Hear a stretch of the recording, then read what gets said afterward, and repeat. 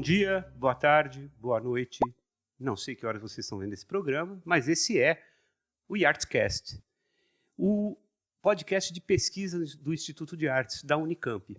E o nosso convidado de hoje é fotógrafo, diretor e professor e pesquisador na área de fotografia e do audiovisual. É o Felipe Salles. Felipe, bem-vindo, muito obrigado por ter aceitado o convite de estar com a gente aqui hoje. Tá? Obrigado, o prazer é meu.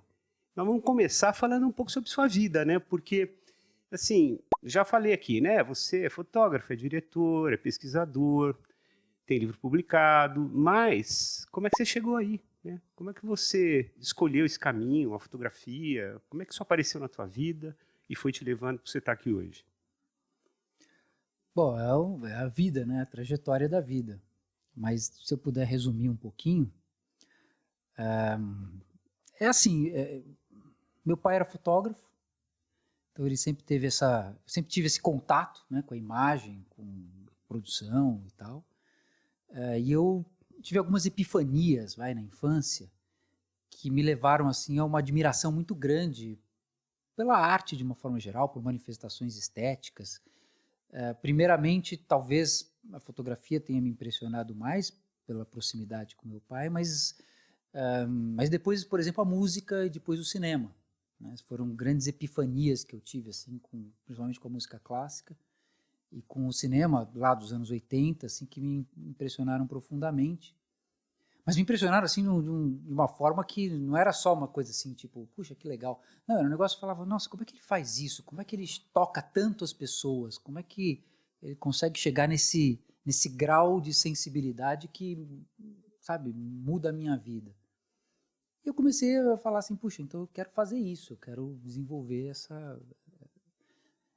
Aí tentei música, tocava na época flauta transversal, fiz um pouco de piano, mas eu não tinha piano em casa, piano é um móvel, né? Não é... Curioso, eu fui flautista também. Né?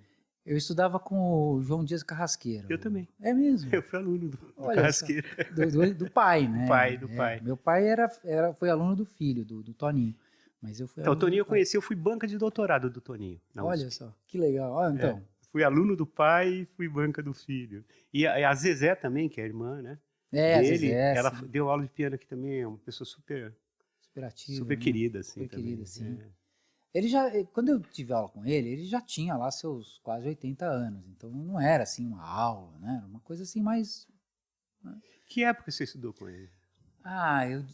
Foi década de 80, 83, 84, acho. Foi a época que eu estava saindo dele. Eu estudei com ele, acho que de 79 até 80. Até vir para cá. Eu vim para cá em 82 estudar. Até 82 eu estudei com ele. Tá. Acho que você entrou logo quando eu estava saindo. Assim. Eu era um moleque, assim. Eu tinha o quê? 12 anos, talvez? 13, por aí. Isso mesmo. E aí, então, eu tentei fazer um vestibular de música na época, mas, assim, eu não sabia que eu já precisava tocar muito bem. Assim, eu achei que eu fosse aprender na faculdade, mas não era assim. E aí eu acabei indo para cinema, porque era a opção que melhor combinava tudo isso. Combinava a imagem, combinava a música, combinava a arte, combinava a narrativa.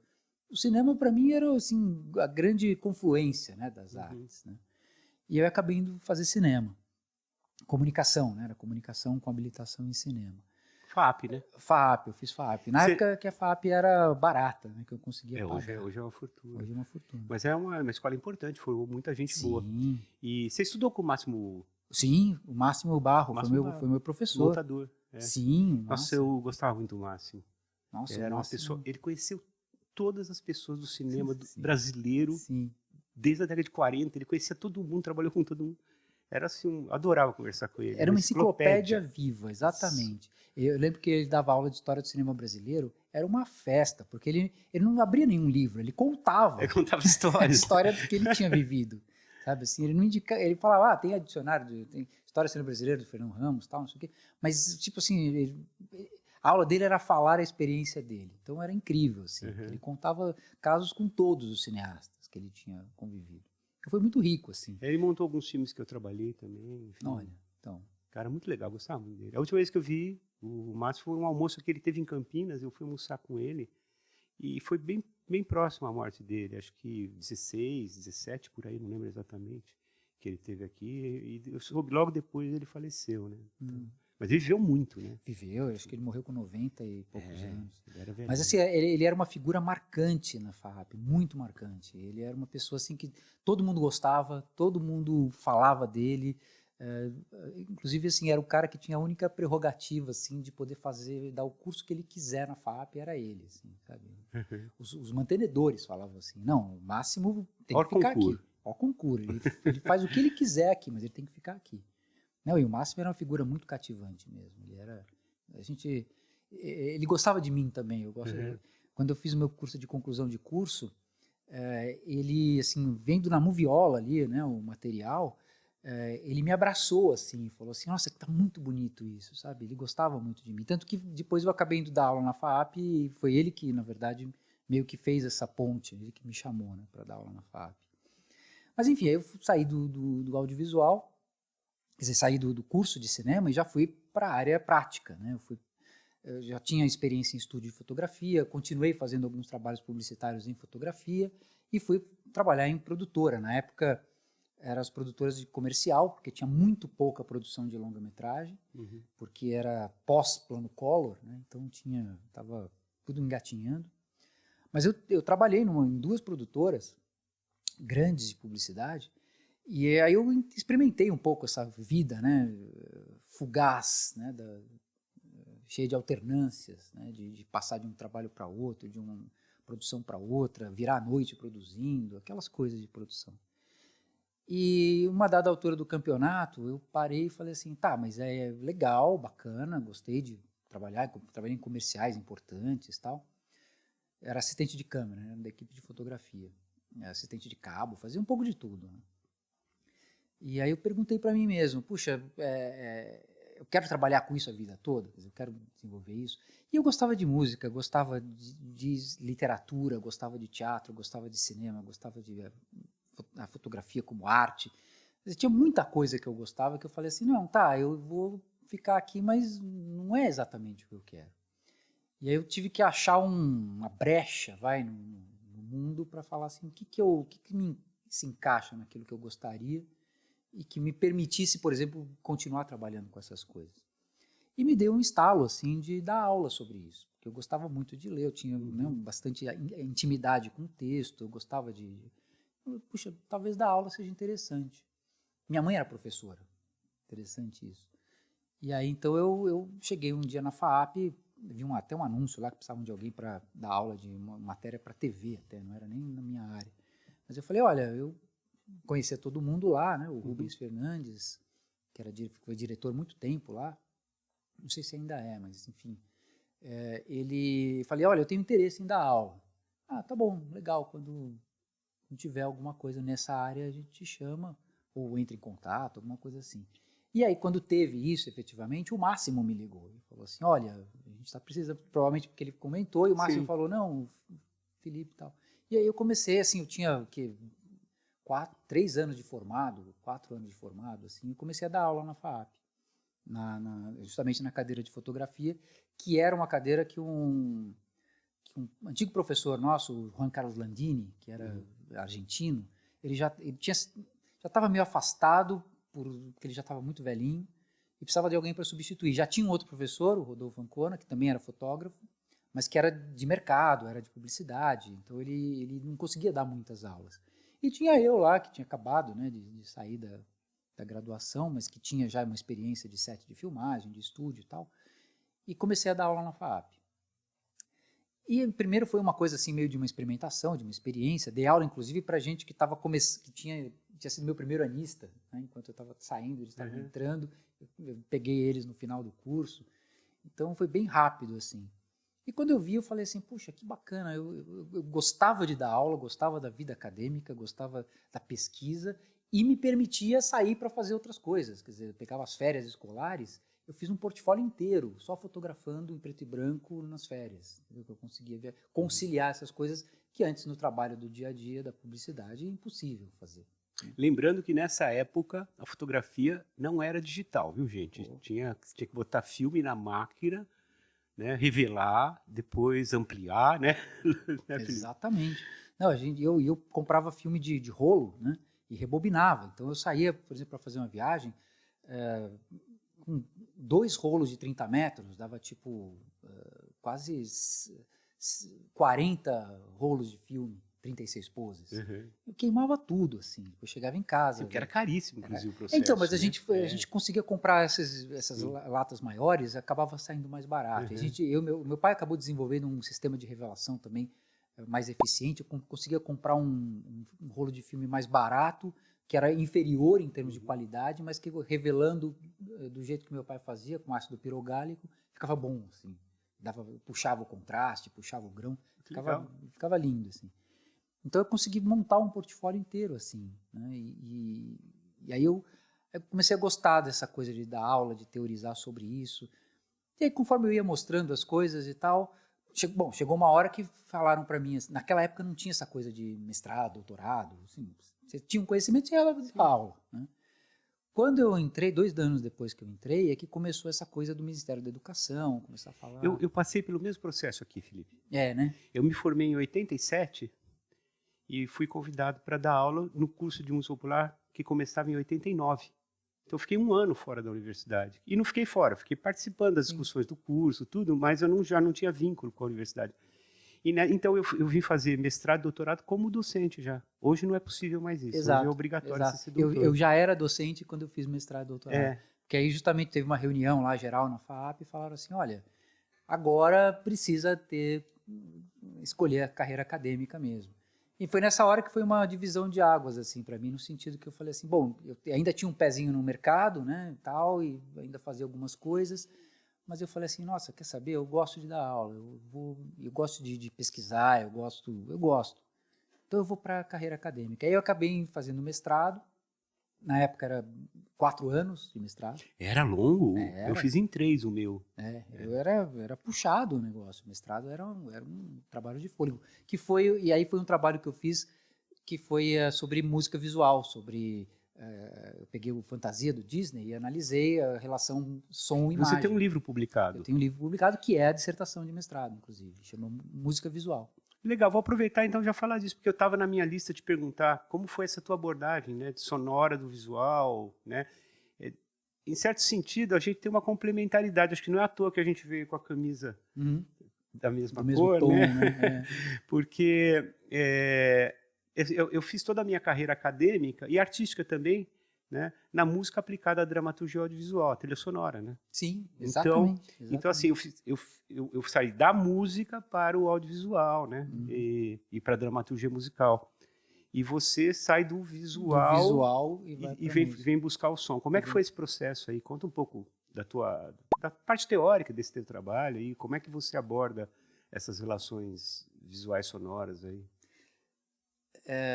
Olha, foi bem bacana, viu? Porque realmente é isso, eu saí do audiovisual. Porque também tem uma coisa, viu, Ney? Se eu for colocar... Assim, eu sou da área de audiovisual, da comunicação, do cinema, da fotografia, mas se eu fosse falar assim, tipo, que arte que eu levaria para uma ilha deserta, era a música. Entendeu? Eu lembro que uma vez o Máximo falou uma coisa dessas.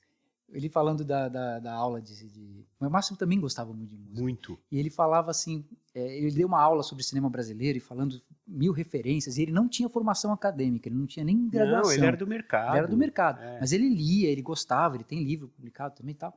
E ele falando sobre a aula, eu falei, nossa, Máximo, que bacana tudo isso. Eu queria gostar de cinema tanto quanto você. E ele falou para mim assim, ele virou para mim e falou, mas eu não gosto de cinema, eu gosto de música. O Máximo, né? Tipo, que era o cara desse cinema. Então, meio que eu me senti um pouco livre para falar isso também, no sentido de que a arte que eu tenho, assim, mais sensível para mim, assim, o cinema de qualquer forma, mas a música, assim, me toca muito, assim, sabe? Então, eu tinha uma relação sempre muito estreita com a música, muito, muito estreita. Estudei música, eu tenho um repertório imenso de música, então, eu sou melômano, né? Eu gosto de ouvir muita música.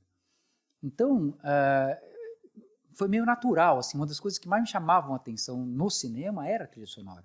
As coisas que mais me empolgavam no cinema era a trilha sonora. Falei, já que eu vou fazer mestrado, vou fazer numa área que eu goste mesmo, né? E aí eu procurei lugares, procurei a USP, mas assim, fazer como é que chama? Uma união do cinema com a música naquele tempo, por incrível que pareça, academicamente não era uma coisa assim muito simples. Não. Porque se eu fosse para cinema, eles iam me mandar para música. Se eu fosse para o programa de música, eles iam me mandar para cinema. Eles não conversavam.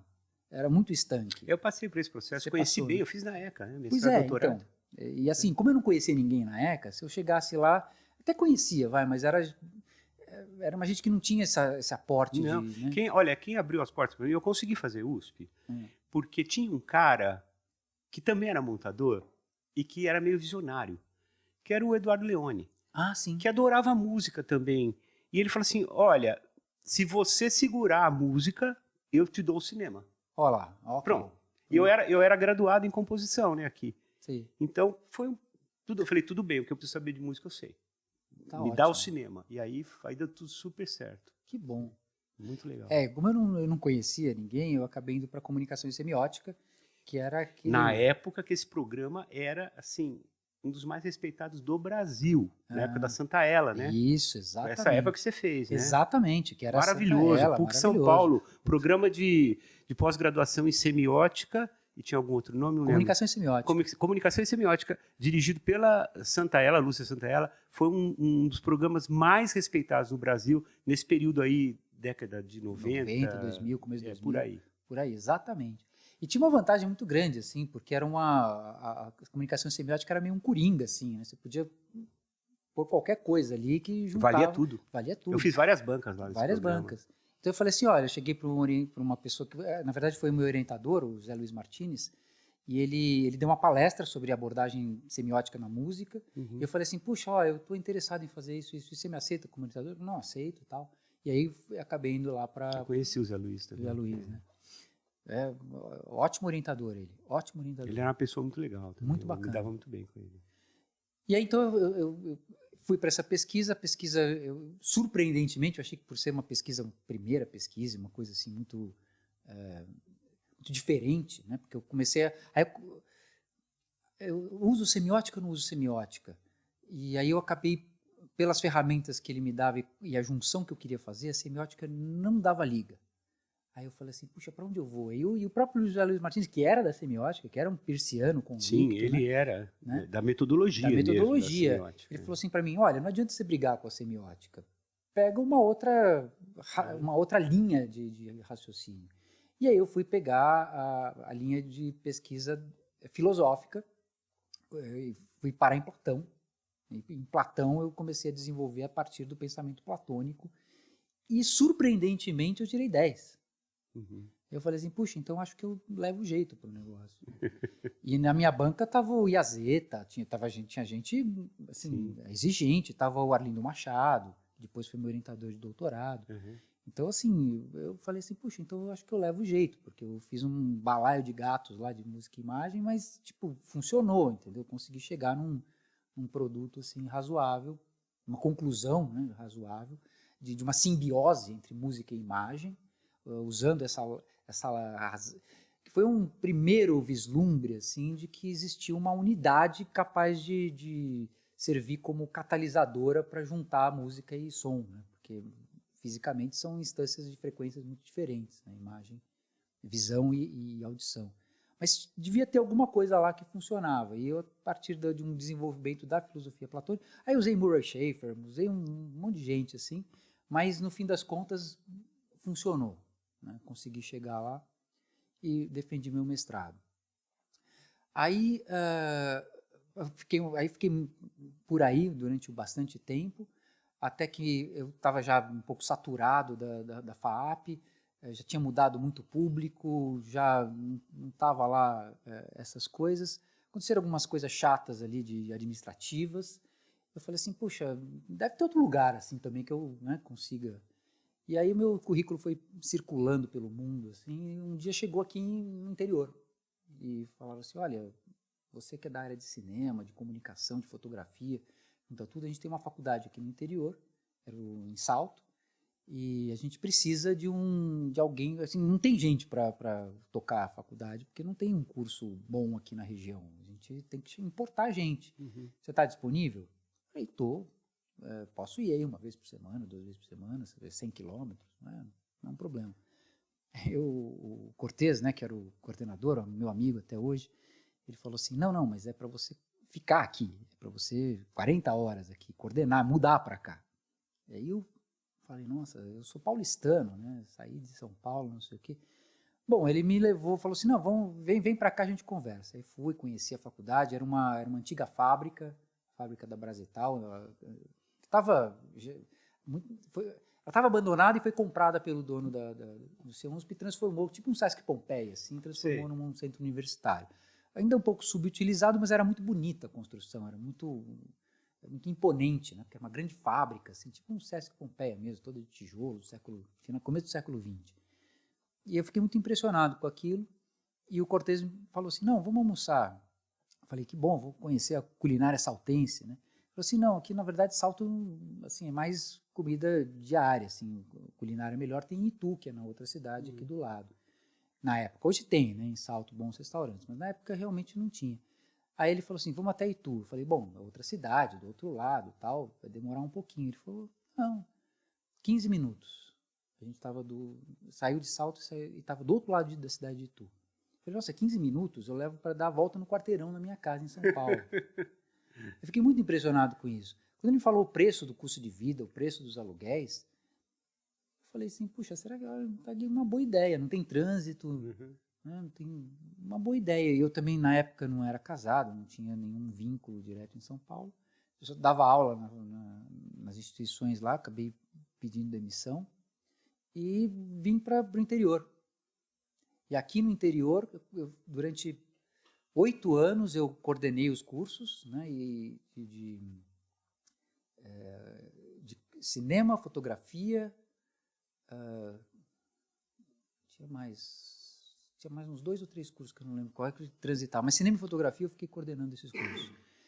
Quando eu vim para cá, eu já para o interior, eu já comecei a pensar num doutorado, já estava fazendo doutorado também lá na PUC, orientação do Arlindo Machado, dessa vez sobre fotografia, e aí já estava imbuído da carreira acadêmica de uma forma geral.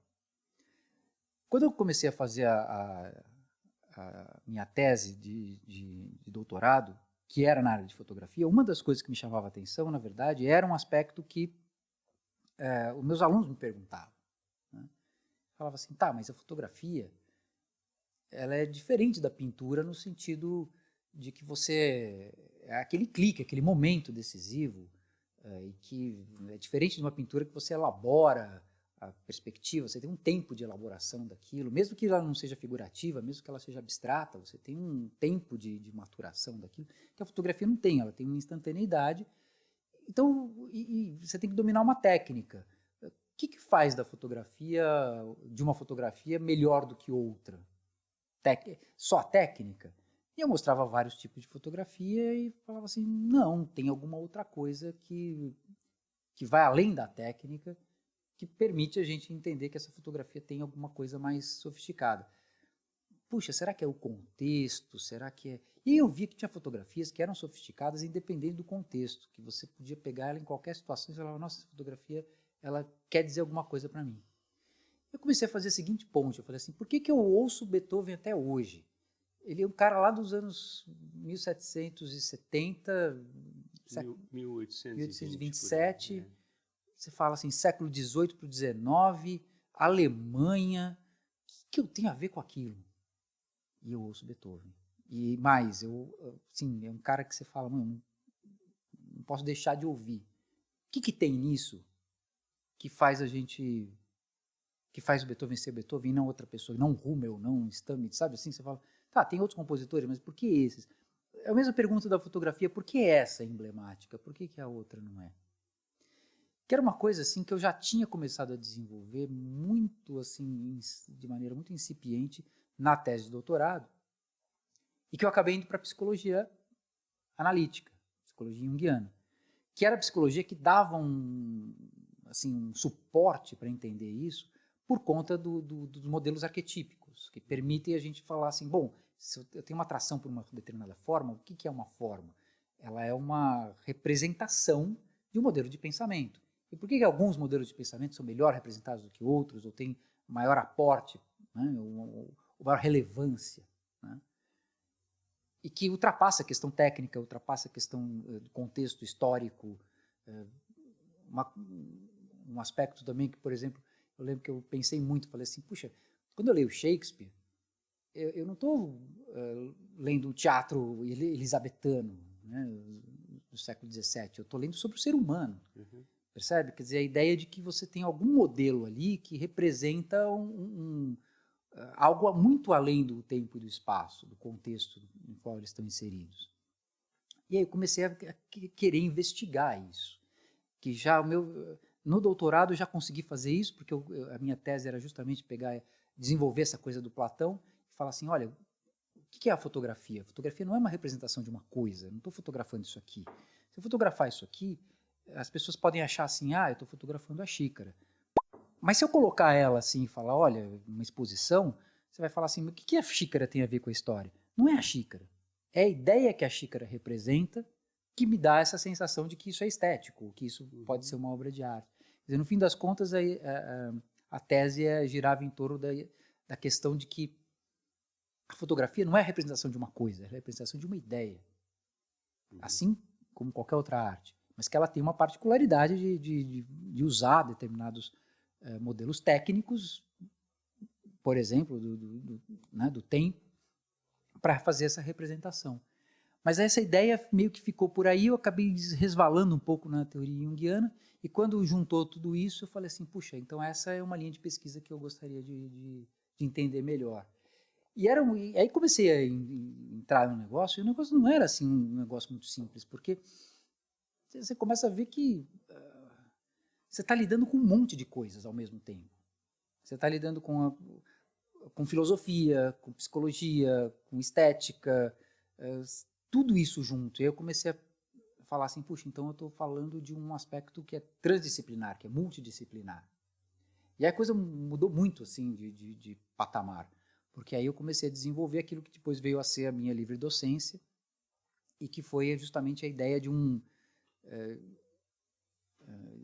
tentar abarcar aquilo que a gente chama de arte ou de estética por uma unidade de sentimento que seria a relação entre o ser e o modelo representado ali naquele objeto.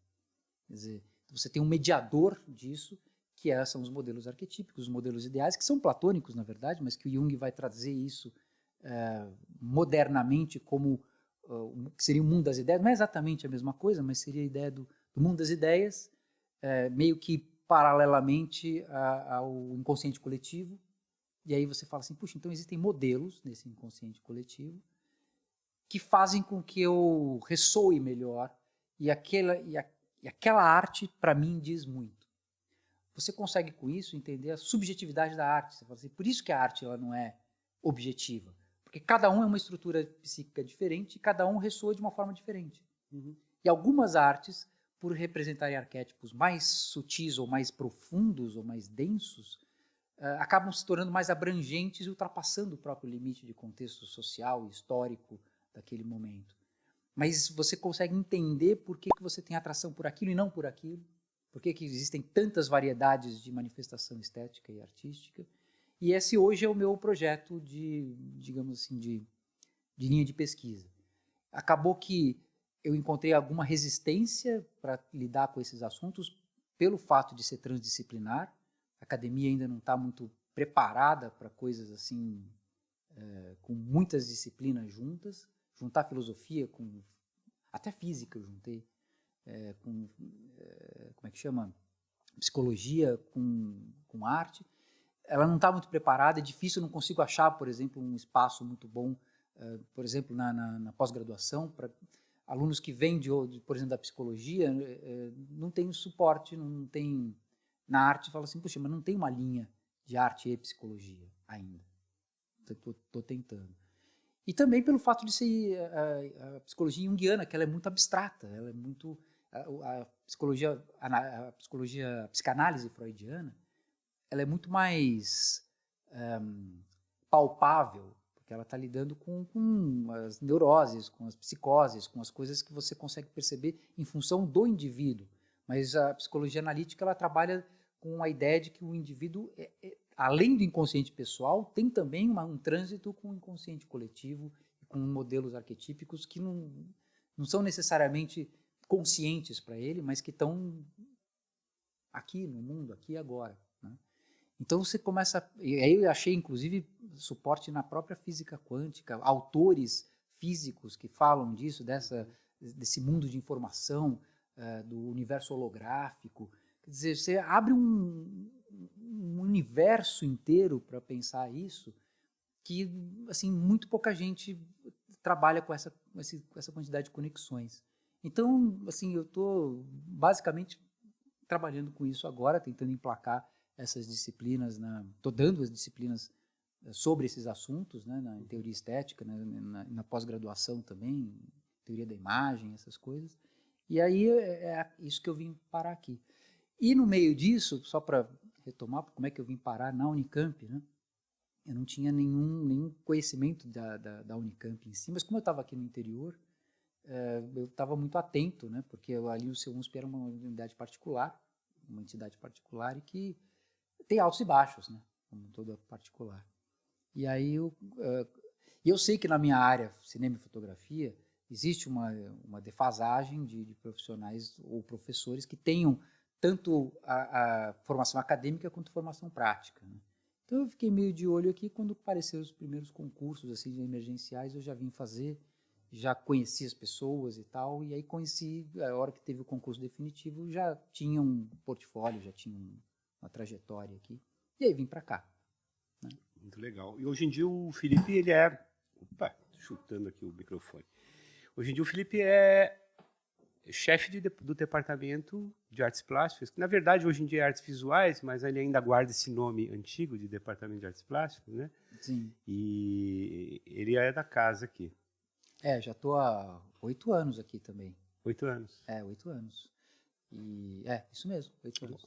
Você colocou aí na tua conversa várias questões muito legais de trabalhar. Uma dessas vamos pegar pelo fim aqui, que você falou dessa dificuldade ainda, embora a gente tenha visto uma mudança significativa dos anos 90 para cá, mas assim, a gente ainda tem muita dificuldade de trabalhar com a transdisciplinaridade ou a interdisciplinaridade, enfim, seja qual for a abordagem. A gente vem de uma época em que se valorizou muito a ultra-especialização. Exatamente. Né? Então, compartimentação. Assim, olha, eu aprofundei os meus estudos no umbigo. Eu sei tudo de umbigo. Tudo de umbigo. Mas o resto do corpo, não, você vai para o outro especialista. Né? E a gente vê esse movimento desde os anos 90, né, em várias áreas, e nas artes particularmente isso é muito forte, porque as artes são intrinsecamente transdisciplinares. Sim. Né? Você para ser artista, você tem que transitar entre muitas áreas. Né? Exatamente. E a gente percebe, mas nas outras áreas também. A gente começa a ver áreas científicas. Hoje em dia, por exemplo, você olha assim, a interface que existe entre medicina e robótica, por exemplo. Sim. Né? Coisa que no passado eram duas áreas totalmente isoladas. Então, a gente acaba... Né, esses processos acabam acontecendo, mas a gente vai também buscando uma ampliação deles.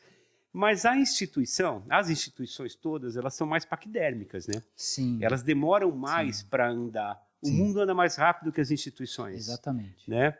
E esse caminho eu acho super legal de discutir, porque eu acho que é um assunto super presente, né? Sim, verdade. E você acha, aí eu vou te fazer uma pergunta assim, né? Você que pensa sobre isso, você acha que o processo que a gente vive desde os anos 80 de digitalização do mundo tem uma influência direta nesse processo, nessa transformação da ultra-especialidade para uma abordagem mais holística das áreas? Tem, mas eu não acho que um seja consequência direta de outro. Eu acho que eles são paralelos e são mudanças de pensamento. Porque a questão, por exemplo, da tecnologia é uma questão que, na verdade, existe... Eu estudei na época da comunicação a ideia de que a tecnologia, conforme a tecnologia avançava, os modelos de pensamento também iam se adequando àquilo. Mas eu não sei se eu concordo muito com essa visão linear, sabe, que uma coisa puxa a outra. Inclusive porque cultura, assim como as instituições, também demora muito mais para se transformar. Exato. Né? Eu acho que são coisas assim que elas são todas produtos de um pensamento e todas elas, nas suas respectivas razões, estão entrelaçadas, elas estão interconectadas de alguma forma. Então, com certeza, é uma mudança de pensamento. Isso é uma coisa que vem, eu acho que é muito típico do racionalismo, lá do iluminismo ainda, do método cartesiano, que vem lá do século XVIII, mas que, com os iluministas principalmente, de realmente a ideia de que você separando a natureza, você consegue entender compartimentar o mundo para você entender, conseguir entender. Que é uma ideia assim, muito típica do racionalismo do ocidental. Se você for pegar o mundo, a filosofia oriental, eles não talvez agora tenham isso, mas tradicionalmente nunca tiveram. Quer dizer, a própria ideia do taoísmo, por exemplo, é a totalidade, né? Quer dizer, é o holístico, é a harmonia do universo, que é uma coisa pitagórica, uma coisa que está, inclusive, intrínseca nas próprias filosofias e religiões mais de raiz, né? Os saberes fundamentais, né? Os saberes ancestrais, eles são baseados no holístico, não no compartimentado. Sim. Eles reconhecem o compartimento como uma parte de um todo. A gente que acaba compartimentando, e acho que também, talvez por razões econômicas, comerciais, talvez, né? Acaba setorizando muito o conhecimento. Eu acho que tem um outro fator aí que é interessante e que talvez até, de certa forma, esteja ligado também à crise desse modelo de pensamento. Sim. E essa nova abordagem um pouco mais ampla do conhecimento. Exatamente. Né? Eu acho que tem uma coisa aí que vem justamente desse processo que você estava falando, né? Lá do iluminismo. Foi muito importante, nesse momento, o estabelecimento do método científico, né? Isso. Exatamente. Que foi transformador. Isso. Né? E assim, o que nós vivemos ali do século XVIII para cá, de transformação no mundo, teve muito a ver com essa transformação do pensamento. E criou-se a ilusão, especialmente no século XIX, de que por meio dessas ferramentas da ciência, nós resolveríamos todos os problemas da humanidade. Isso, né? Exatamente. Que é assim um pouco o espírito da Belle Époque. Exatamente, né? exatamente. A gente vai resolver tudo com a ciência. Tudo. E eu acho que fim de século XX é um momento de reflexão sobre isso. Tem uma Olha, crise. A gente não resolveu tudo. A ciência trouxe também muitos problemas para a gente.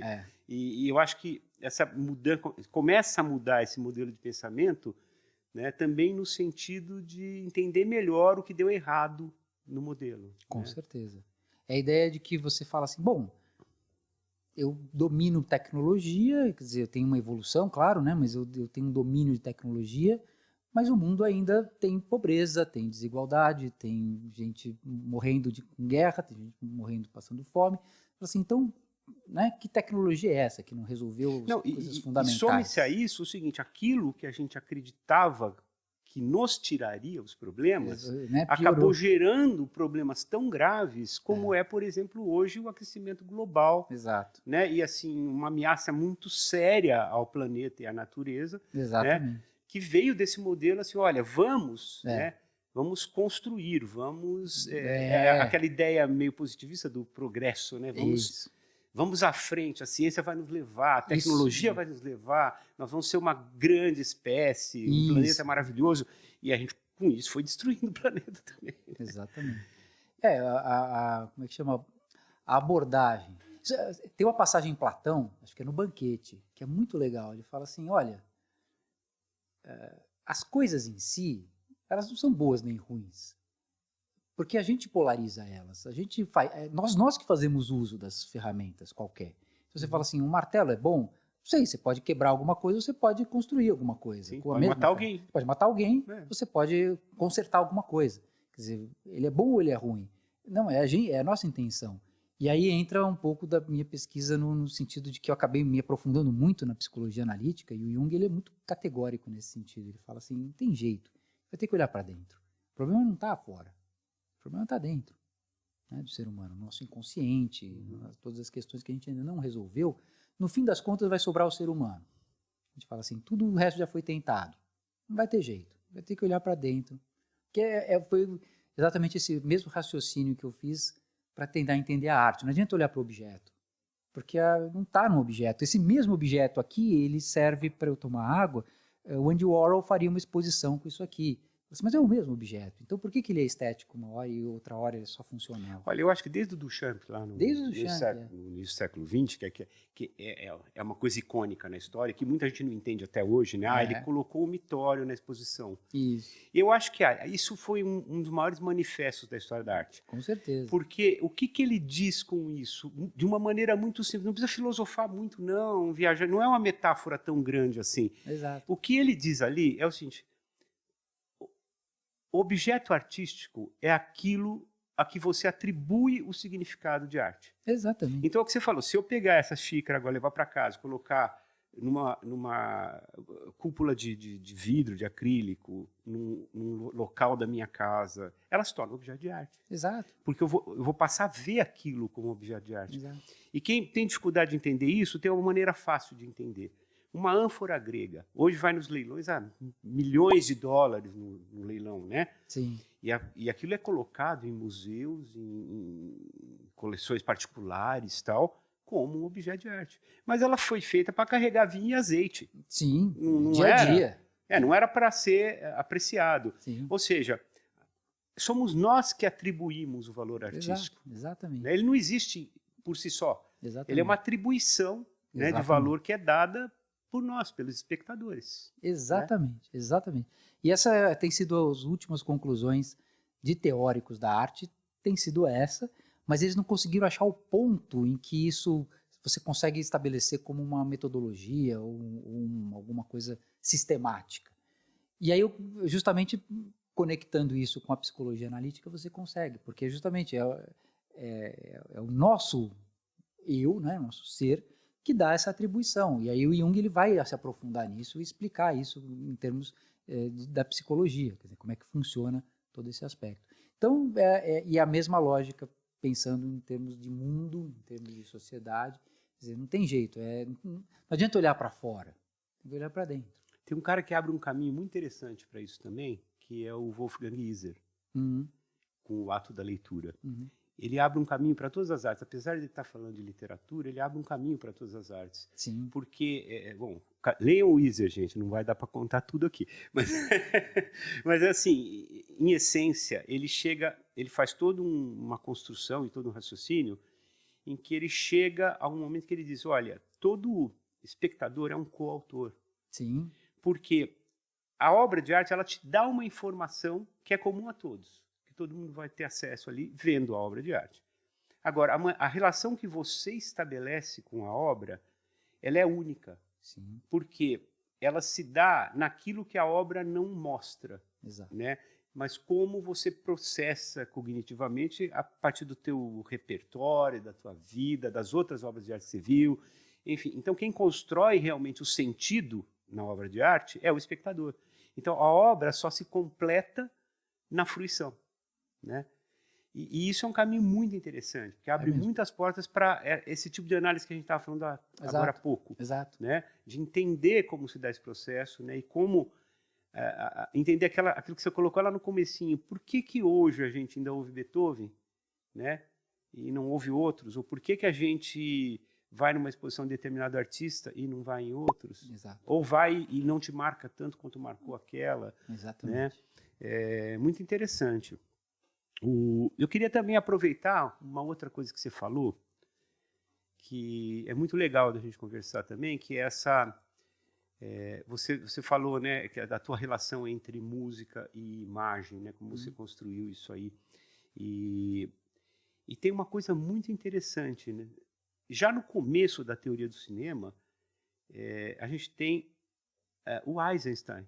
Sim. E o Eisenstein ele era um aficionado por essa relação música-cinema. Sim. Né? E ele, para explicar cinema, né, ele se vale de termos de raciocínios musicais. Sim. E eu acho que foi uma grande sacada dele. Porque, assim, como teórico, ele se viu diante de uma coisa nova, né, que ele sabia fazer, porque ele era um bom cineasta, e ele queria explicar aquele negócio, e o que ele tinha. Né? Por que ele não olha para a fotografia? Porque a fotografia não tem temporalidade. Ela, como você falou, é um instantâneo. Sim. Você só consegue entender o cinema da maneira que você entende música, que é uma coisa que acontece no tempo. Você não tem como isolar. Você pode tirar um fotograma de um filme e publicar lá. Tudo bem, uma foto. Mas não é o filme mais. Não é o filme, sim. É um instantâneo. Né? Então, assim, você só passa a ter cinema com movimento. E você só tem música com movimento. Você não tem como isolar um som do tempo. Não tem. Ele deixa de existir.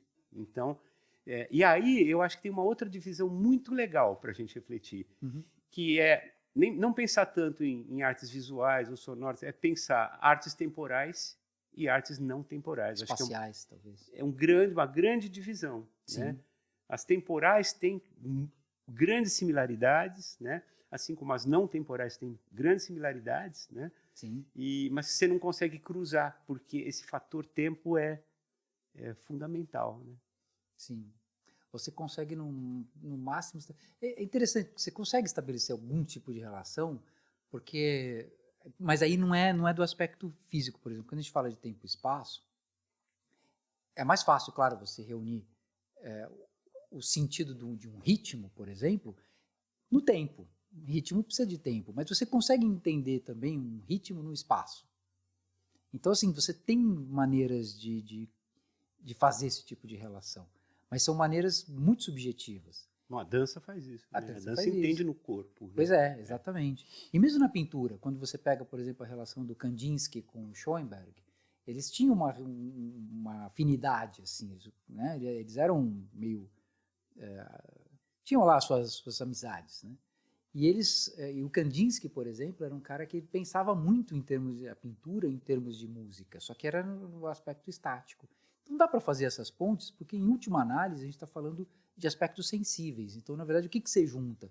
Você junta modelos sensíveis que para você faz sentido em uma ou outra. Tecnicamente ou fisicamente, você consegue fazer uma imagem mais clara ou uma correspondência mais precisa quando elas estão só no tempo ou quando elas estão só no espaço. Mas todas essas relações elas são possíveis. Quer dizer, no fim das contas, você pode ter uma diferenciação entre a arte do tempo e a arte do espaço, e realmente existem, porque inclusive do ponto de vista da fruição, elas precisam de diferentes momentos, né, diferentes condições, mas no fim das contas, todas elas têm o mesmo propósito, traduzir sentimento, traduzir emoção para a gente. E é isso que é isso que atrai a gente, né, na obra, em qualquer que seja, de qualquer manifestação. Muito legal. Bom, nós vamos começar a caminhar para a conclusão aqui, né? Então, primeiro eu queria que você falasse um pouco com o que você está trabalhando agora, assim, atualmente. Você tem algum projeto novo? Você está pesquisando ou produzindo artisticamente? Como é que está? Tem. Tudo isso, assim. Artisticamente eu tenho produzido bastante coisa no sentido de revisitar imagens fotográficas. Eu estou indo muito assim do ponto de vista estético, né, da produção visual, como artista visual. Eu tenho ido muito para a ideia da fotografia como abstrata, como não figurativa. Então eu tenho explorado muito isso. Meus últimos trabalhos tem um, inclusive, no corredor lá do IA, que é uma fotografia, mas ela não tem forma, né? Ela parece uma foto do espaço, assim. Na verdade, é uma fotografia ampliada muitas vezes, com a granulação toda, que você não consegue definir, ela fica abstrata. Então eu tenho trabalhado e desenvolvido essa vertente. Tem me atraído a ideia de uma fotografia que você não consiga reconhecer que ela é uma fotografia, sabe, assim, uma transição assim, entre fotografia e alguma outra coisa. E eu tenho usado todas as ferramentas para isso, tá? Eu tenho usado câmera analógica, negativo antigo, fotografia digital, inteligência artificial, tenho usado tudo, não tenho nenhum problema com nenhuma dessas coisas. As ferramentas estão aí para usar. Todas as ferramentas para usar. E tenho juntado tudo isso para tentar chegar numa imagem assim que você fala, puxa, isso, qual que é a origem dela? Bom, a origem é fotográfica, mas ela não é figurativa, eu não consigo identificar ela como uma fotografia. Isso que eu acho interessante. Para justamente mostrar que existe uma transição, de pensamento ou de estética que não fica estanque. Você vê, a própria fotografia é um negócio que ninguém consegue definir direito por causa disso. Eles confundem o objeto representado com a ideia daquilo que ele quer representar, né? Com a técnica, talvez. Foi um problema da fotografia que eu estudei bastante por causa do meu doutorado. Na área acadêmica, eu tenho esse projeto que é da minha livre docência, que eu, na verdade, estou desenvolvendo depois dos apontamentos, né, da banca da livre docência. Eu estou fazendo novas correções, que é basicamente um livro que meio que sintetiza tudo isso, todas essas ideias, que eu já tenho uma edição prévia, mas eu vou relançar ela, uma edição atualizada e toda, né, que chama Harmonia Mundi, que é a ideia de que existe uma razão, né, unificadora que permite a gente transitar por todas as artes, e é tudo um sentimento. Então eu procuro sistematizar tudo isso usando a psicologia analítica, a filosofia.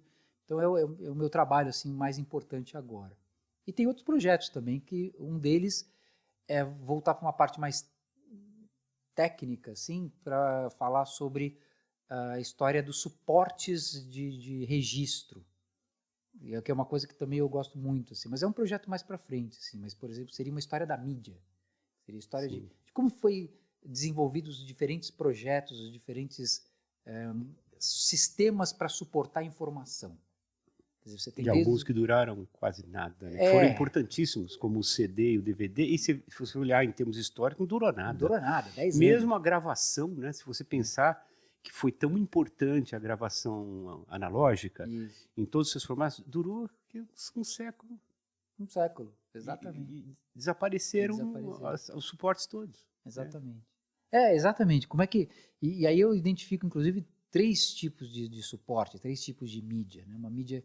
Existe já uma classificação assim, mas ela é outra coisa, de um autor alemão da década de 70, eu acho que é muito pouco levado em conta. Eu estou meio que revisitando isso, mas a ideia de uma mídia primária, que seria uma mídia que a informação coincide com o suporte. A informação tá no suporte. Que seria o hieróglifo gravado na pedra, que seria o filme fotográfico, quer dizer, aquilo está gravado, né? Você teria uma mídia de segunda categoria, que seria uma mídia em que o suporte não coincide com a informação. Você tem que ter um intermediário de codificação, que seria, por exemplo, o vídeo, que seria a ideia de que você tem a informação lá, mas ela está codificada. Você precisa de um aparelho para decodificar. Sim. Que é a fita cassete. Sim. Né? Qualquer suporte que a gente usava regularmente até os anos 90. Até os anos 90.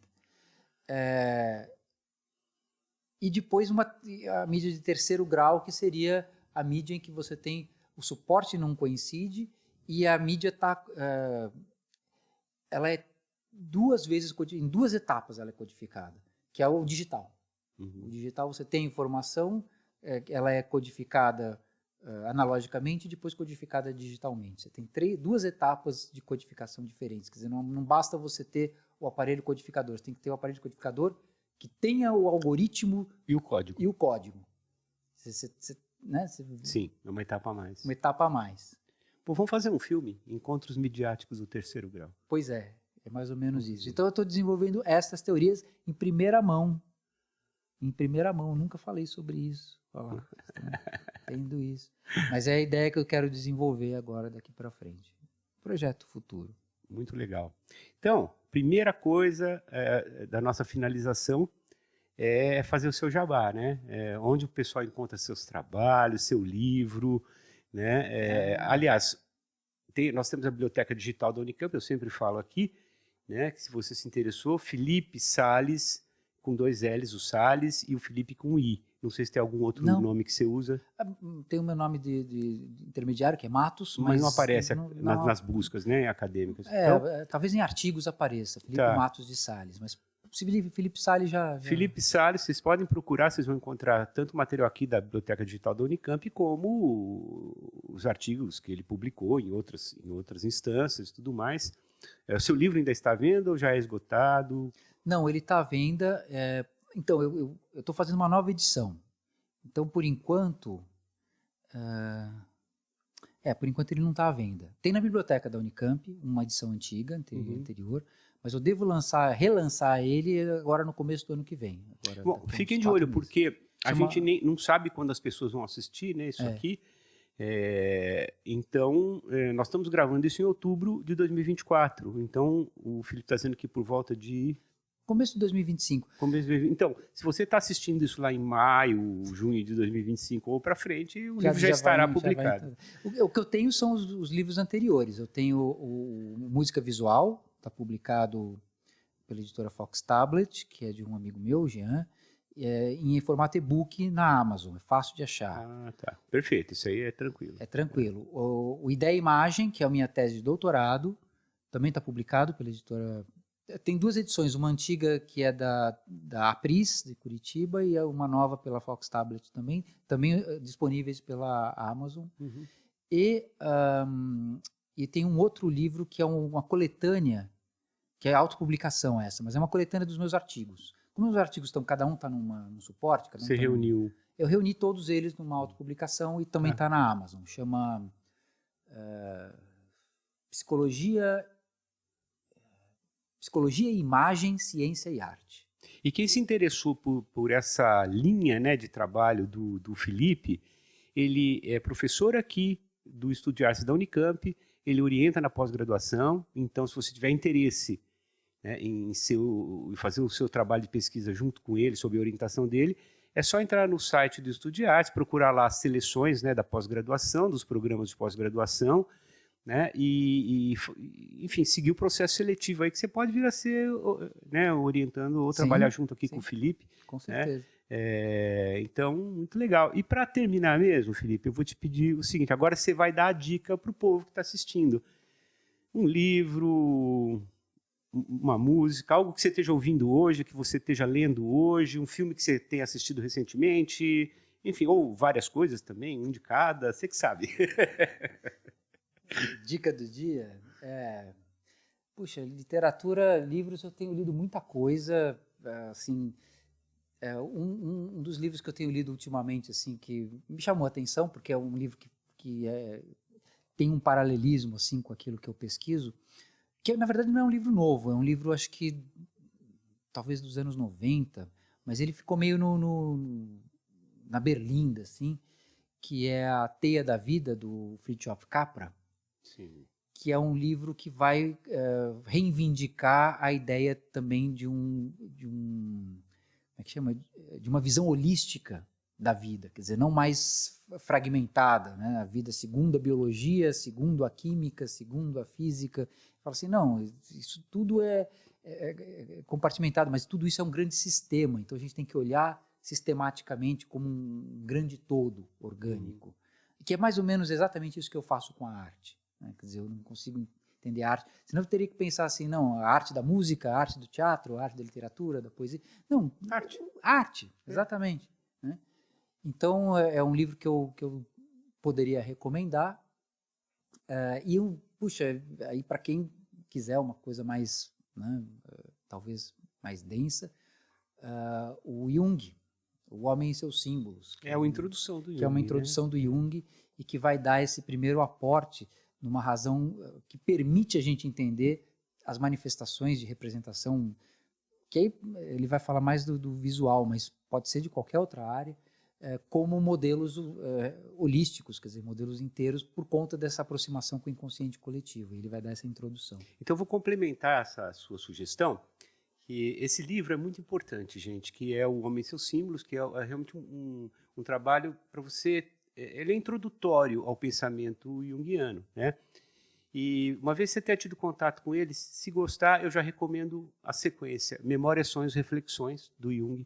E a autobiografia. Que é a autobiografia dele. E aí você realmente entende como esse processo se construiu na vida dele, como essa teoria foi se construindo ao longo da vida no trabalho dele. Muito boa dica, gostei. Muito bom. Não, você também, essa complementação é ótima, porque o Memórias, Sonhos e Reflexões é um livro incrível, assim, né?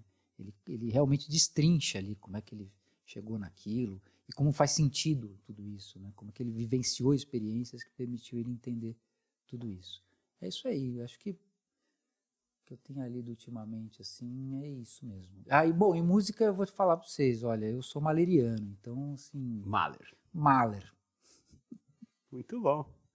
Então, gente, as dicas estão dadas. Eu queria agradecer muito ao Felipe, Que papo legal, Felipe. Gostei muito. Nossa, eu que Que alegria agradeço. ter você aqui. Muito bom. Digo mesmo, Ney. Puxa, que prazer estar aqui com você, viu? Muito, muito obrigado pela oportunidade, viu? Sempre bom. Que legal. Sempre E eu bom. quero agradecer também aqui, né? O Ailton, Elisa, Luiz, o João, que não pôde estar hoje, porque não está bem de saúde, e o pessoal do Provicon, que nos ajuda sempre na parte técnica aí.